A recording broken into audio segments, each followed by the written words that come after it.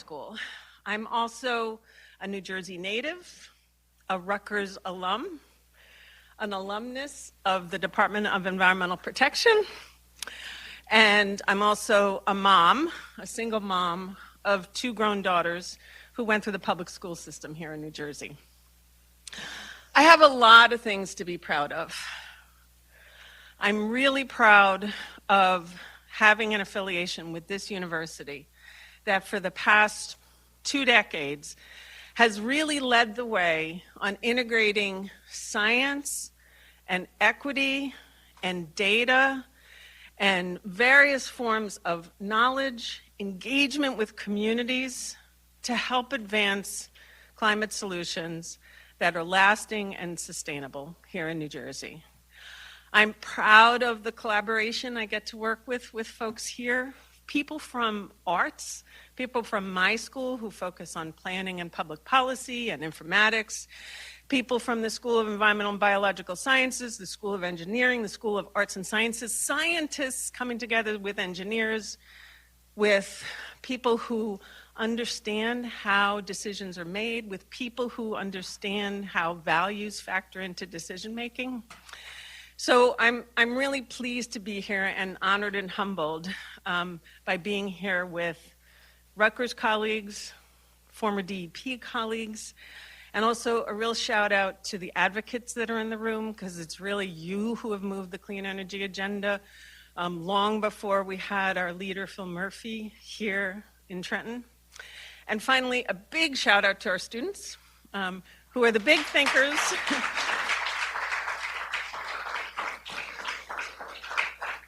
Who are some of our biggest thinkers. I'm so honored to be able to introduce this governor, because one of the other things that I'm proud of is I'm proud to live in a state where we have a governor who intersects climate solutions with health equity, economic prosperity, and environmental justice. I teach my students to think in threes, and so for me, those 3 things are the pinnacle of sustainable, meaningful, equitable, and impactful climate solutions. And so with that, I'm so pleased to introduce Governor Phil Murphy.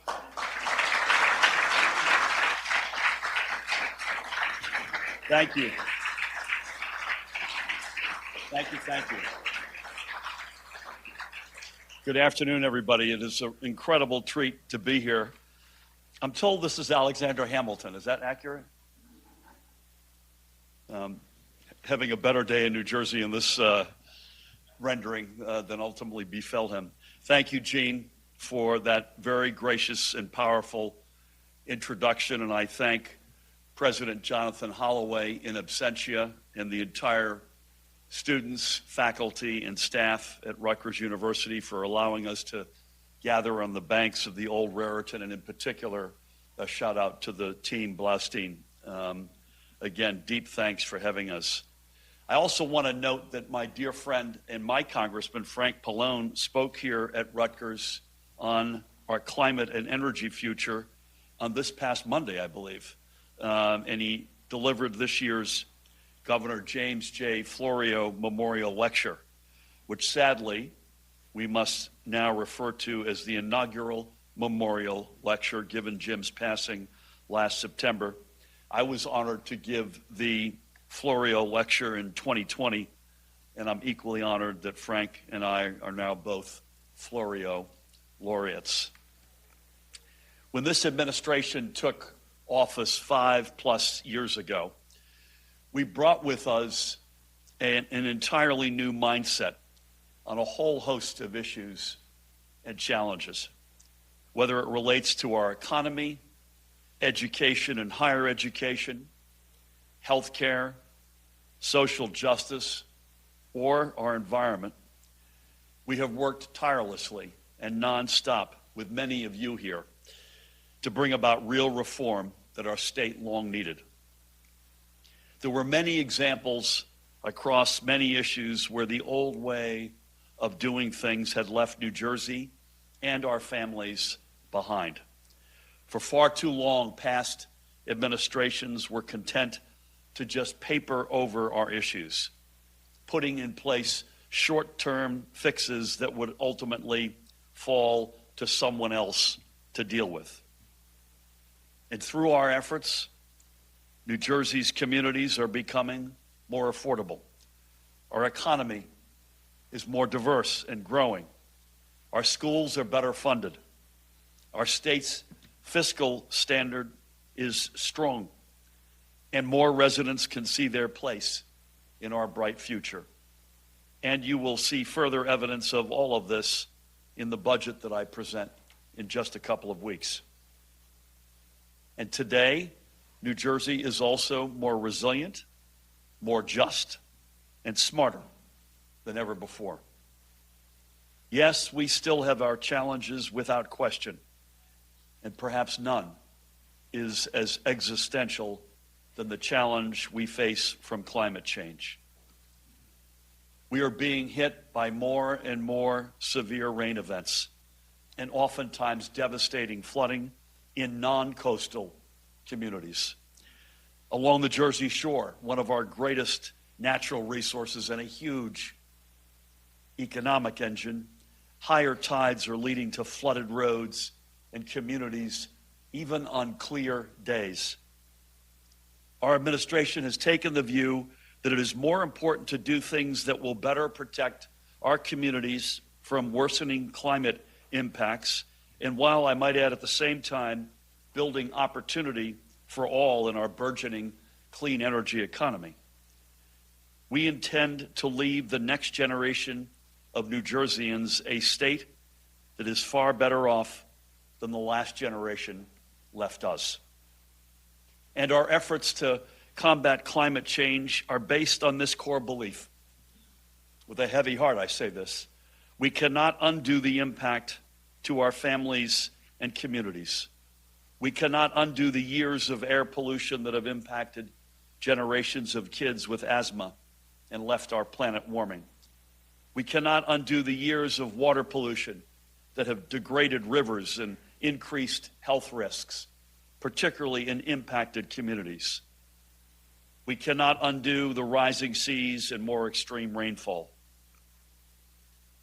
But we must do, and indeed we do govern, with a deep and abiding belief that we cannot leave our kids and our grandkids to fate.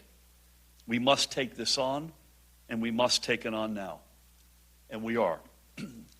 Thank you, Joe. I appreciate that. Among the highlights of the work that we have done together to date, and it's a good long list, but I want to say before I go through it, our work is not done. We re-entered the Regional Greenhouse Gas Initiative and rejoined the Comprehensive and Collaborative Multi-State Partnership to curb the carbon emissions that contribute to climate change.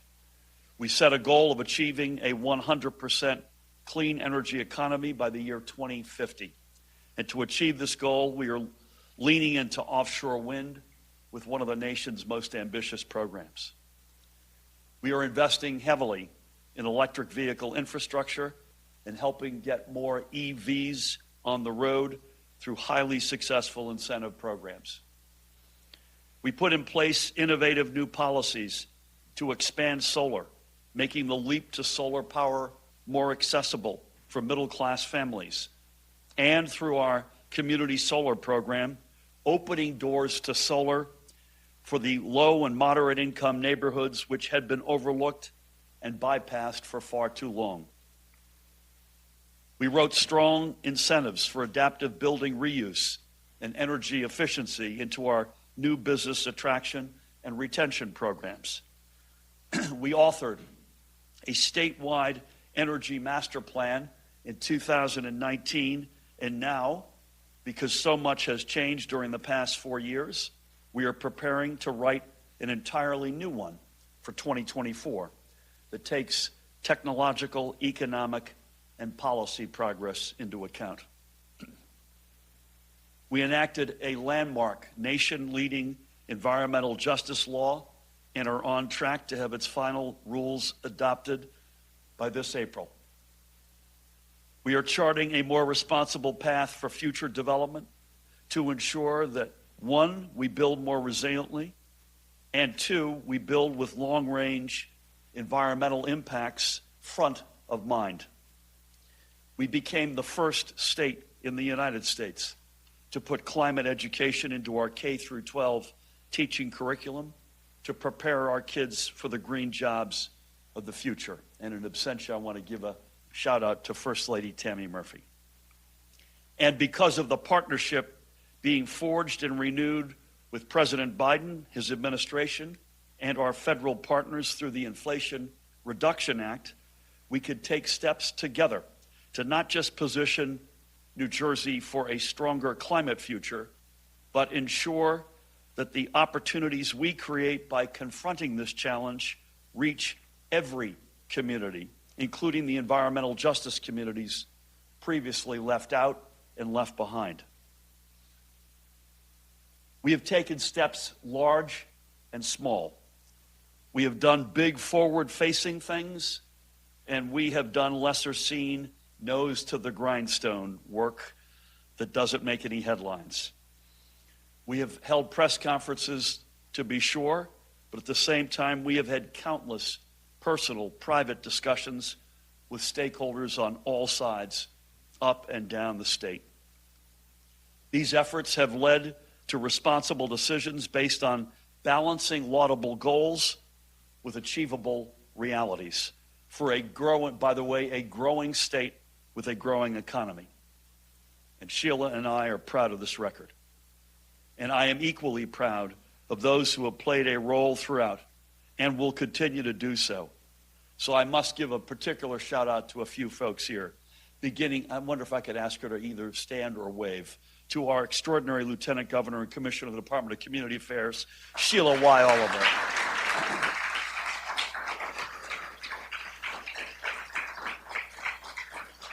Yeah, Sheila. That's not good.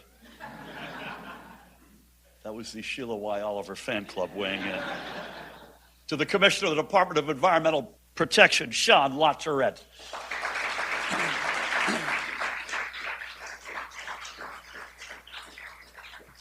To the Board of Public Utilities President, he came back into government after having served Governor Wilson, Joe Fiordaliso.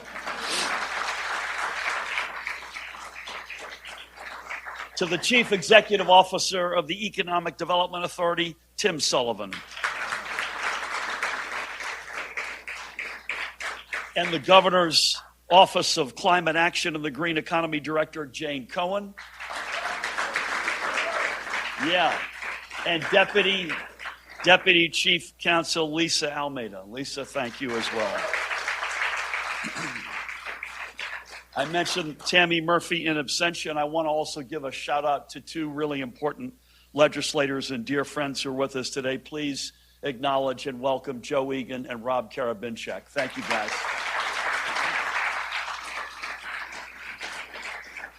I've said many times you don't get to go into Middlesex County unless you can pronounce Karabinchak.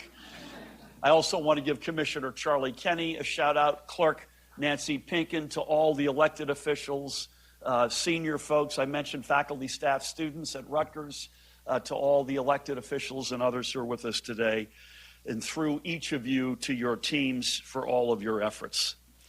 At no point, Terry Tucker's in the house, excuse me, Terry. At no point have we taken our eyes off the need for strong and forward-looking solutions. At no point have we sat back on our laurels, and at no point have we ever contemplated that the job was done, because we know it is not.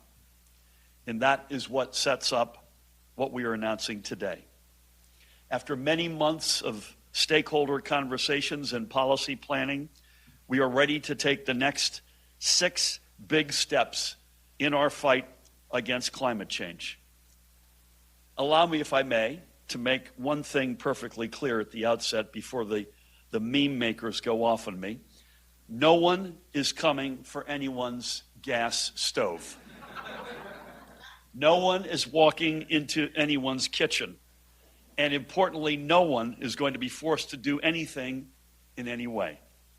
I know there will be those opposed to our efforts who will spread misinformation, and it does follow a particular pattern that those against things like reproductive rights, the right to read what you want, the right to live safe from gun violence, the right to marry who you choose, and the right of workers to organize, those folks would be, not surprisingly, against the rights of consumers to make decisions for themselves. And that is, after all, what today is about. Giving consumers more choices and more chances to join us in creating a cleaner, more sustainable, and more affordable energy future. So the first three steps that we are taking today, all to be memorialized by executive orders that have already been signed. Moving our target for a 100% clean energy state ahead by 15 years, from 2050 to 2035.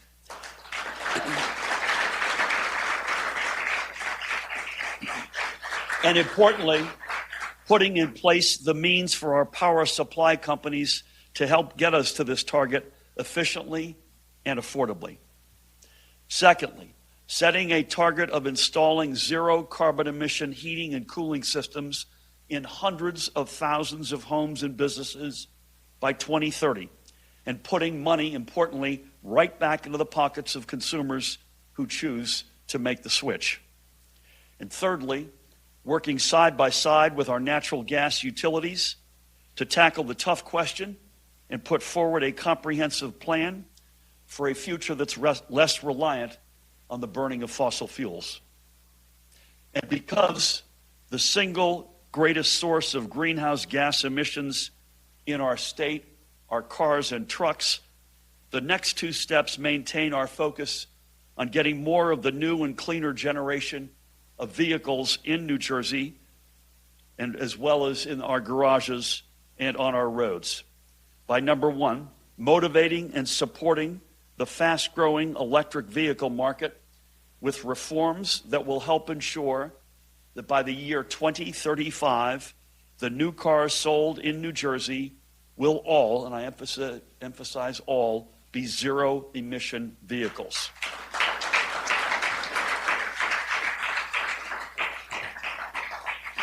And next, this is the fifth for the day, using $70 million of our state's proceeds through the Regional Greenhouse Gas Initiative to fund local government purchases right now, not waiting, of all electric, medium, and heavy-duty trucks and associated charging infrastructure. And finally, we must recognize that no matter what we do, past practices have already led to unequivocal and irreversible changes to our climate. Changes that leave us more likely to see more powerful and damaging storms, and as a coastal state, more susceptible to sea level rise. So to ensure that we are better prepared for what our reality is now, and that we ensure that New Jersey's future is literally built with a clear focus on resilience, our final step is to have the Department of Environmental Protection under Sean's leadership put forward the next round of flood resilience rules this summer. So I know that's a lot, but those are the broad strokes. Please allow me to dig a little bit deeper, if I may, into each one of these. So we've already put our state on a clear path for clean electricity by requiring our power companies to buy more electricity from renewable energy sources through the current renewable portfolio standard that we enacted in 2018.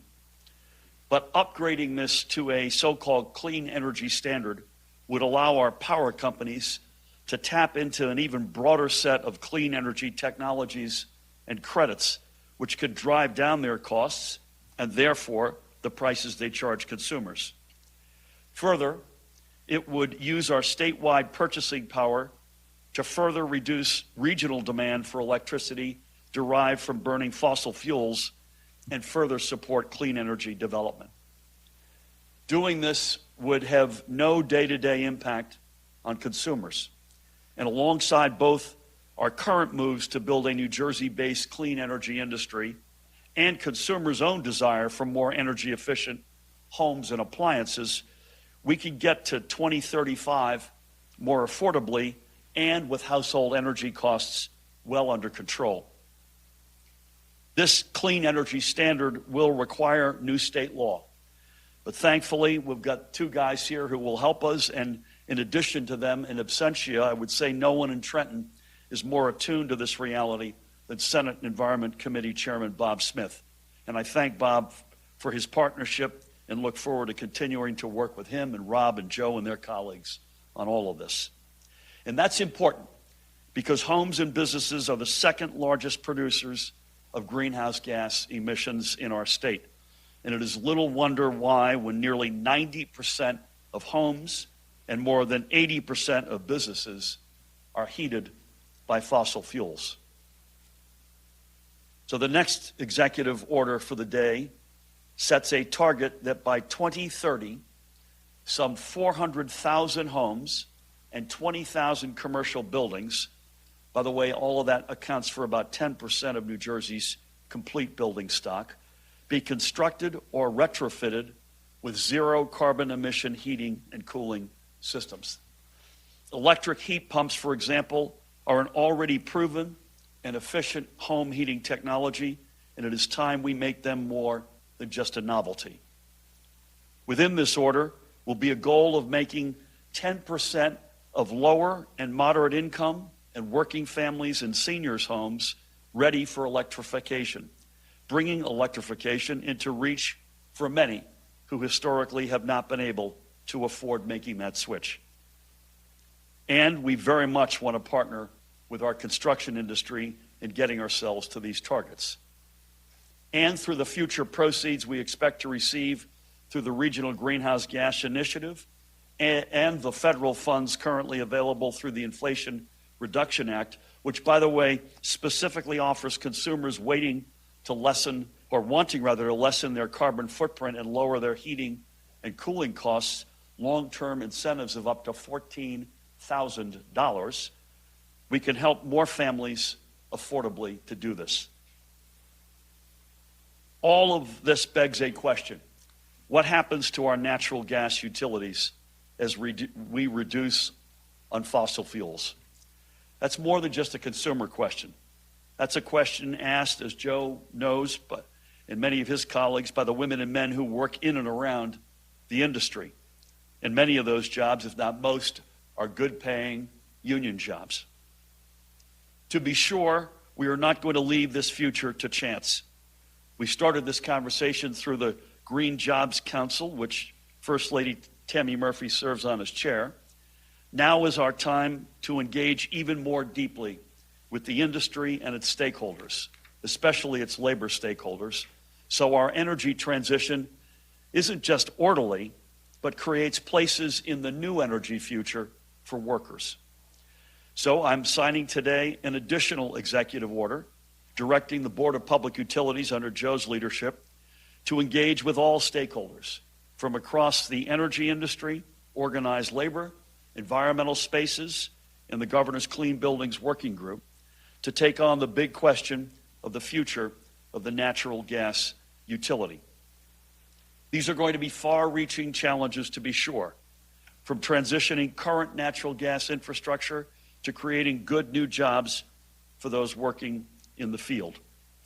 And we're not going to be the first state, and this is good news, taking on these questions. Other states, including New York, Massachusetts, California, Colorado, and Vermont at a minimum, are already engaged in these discussions. So we also have a chance to learn from them to help us craft New Jersey's solutions. I want to reiterate that the labor piece of this is tricky. No matter the source of power, any energy infrastructure built and operated in New Jersey will always be union. That will never change. But we know as well these may not be like jobs or trades. I think of the pipe trades, Joe, in particular, specifically. We will do all that we can to leave no one behind. It won't be easy, but that is my commitment. As I mentioned, buildings are the second leading emitter of greenhouse gases in our state, and we're not taking our eye off the number one source of these emissions, our cars and trucks. To ensure our state continues to move toward making all electric and alternative clean fuel vehicles a greater part of the state's landscape, I am today directing the Department of Environmental Protection, again, Sean, thank you, to begin the stakeholdering process, what a wonderful word, so we can propose the next generation of clean car rules by the end of this year. Pursuing the Advanced Clean Cars 2 rule would add New Jersey to the list of states already working to require that all new cars and light-duty trucks sold in our state by the year 2035 be zero-emission vehicles. The Advanced Clean Car 2 rule would work alongside our current suite of cash-on-the-hood incentives for all electric cars and direct assistance to homeowners, condominium and apartment associations, mixed-use development owners, and local governments installing electric vehicle charging stations to make a zero-emission vehicle more attractive, more affordable, and more accessible. And allow me, if I may, to be clear about something else. Yes, there are many consumer-focused reasons for us to put more EVs on our roads. But I also think of the residents, largely African American and Latino, and I'm channeling Kim and others here, who live in the shadows of the overpasses and alongside the highways which were shoehorned into their communities and where asthma rates from those years of breathing dirty air are many times higher than the rest of the state. So we're doing this for a lot of reasons, and that perhaps is the most important. And in addition to that, to further supercharge our shift away from the medium and heavy-duty trucks with some of the worst tailpipe emissions, I'm also announcing that we will use $70 million of Regional Greenhouse Gas Initiative auction proceeds to do just this. This is, by the way, just one way that our re-entry into RGGI is literally paying for itself. Leaving RGGI was a failure of leadership. It was a fiscal failure. We lost years in the effort to build a more resilient state to leave our kids and grandkids. Allow me to put it another way. In the years between when Governor Christie unilaterally pulled New Jersey out of RGGI and when our administration got us back in, we lost out on an estimated $279 million. Now, we've only been back in RGGI for 3 full years, but in this time alone, we have pulled in more than $365 million. This is real money. I'm putting the budget together. That's real money. This is money we're investing in building a clean energy future. This is money being invested in making buildings more energy efficient. And this is money doing exactly what it is designed to do. So finally, for all that we are doing to make New Jersey a leader in the fight against further climate change, we must recognize that years of doing nothing are already having a direct impact on our state and on our families. Think back for a minute to the summer of 2021 when tropical storms Henri and Ida dumped unprecedented amounts of rain on our inland communities, flooding thousands of families out of their homes. The predictions and impacts of climate change are not abstract. They are not theoretical to us. And unless we take steps now to make resilience a top priority, we're never going to get families off the merry-go-round of flood, rebuild, repeat without untold upheaval to their lives and to their finances. Prior to the pandemic, in January of 2020, I signed an executive order directing the Department of Environmental Protection to undertake a broad review of our development and land use rules and propose revisions to modernize them because of the impending impacts of climate change. These changes collectively are called PACT, Protecting Against Climate Change. Since then, DEP has moved forward with new rules, setting limits for carbon dioxide emissions as well as for reducing inland flood hazard risks and improving stormwater management. And to be clear, requiring smarter building design so buildings can literally stand the tests of time and water is good for developers looking to get their most out of their investments as well. So we're now ready to move forward with the process of proposing the next round of rules to further foster climate resilience, including, among other items, accounting for rising sea levels in our coastal flood zone requirements, addressing concerns raised by FEMA about our current rules' consistency with those of the National Flood Insurance Program, embracing nature-based solutions to support our resilience goals, facilitating responsible development of our renewable energy infrastructure, and improving our environmental permitting processes. These are what are included now in the NJ-PACT Resilient Environment and Landscapes, or REAL package. I'm signing another executive order tomorrow outlawing acronyms.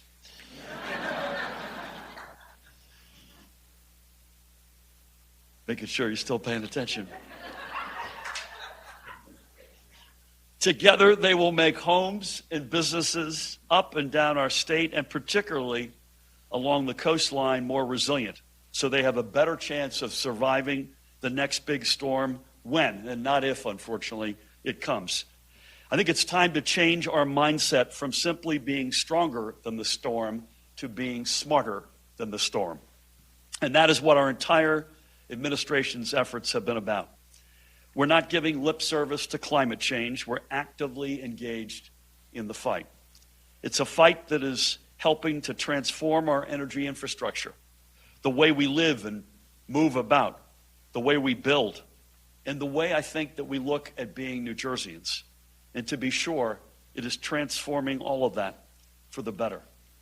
The ultimate goal of every New Jerseyan is to leave to their kids and grandkids and to future generations a state that is better than the one in which we currently live. And that's my goal too. That's our goal, Sheila. And it's a goal we can achieve by tapping into our offshore wind, our sun, and into clean forms of energy still being researched to produce our own homegrown electricity more affordably and more independently. It's a goal we can achieve by supporting the new jobs that the clean energy industry can create without leaving others behind. And it's a goal we can achieve by leaning into partnerships with both the federal government and the private sector. But to get to this future, we must begin building these opportunities today. And we will do all of the above responsibly. And as much as I would love nothing more than to flip a light switch and to get to that better tomorrow today, we recognize that all of this is a journey. But I promise we will get there, balancing all of our interests and ultimately winning this fight. As I noted when I opened, we've never slowed or stopped for one moment in our efforts, and we're not going to do either now. These are the next big steps forward. Way back when, I ran for governor because I saw a proud state punching well below its weight and doing the bare minimum for the sake of politics over people. Over the past 5+ years, I believe we've restored the balance. We've governed as we said we would. Work over show, results over words. And together, all of us, we have New Jersey moving in the right direction. The direction of a brighter, stronger, fairer, more resilient future. The future our kids will inherit and in turn continue to refine. And for their sake, and to give them the head start they will need against climate change, let's do this now. Thank you.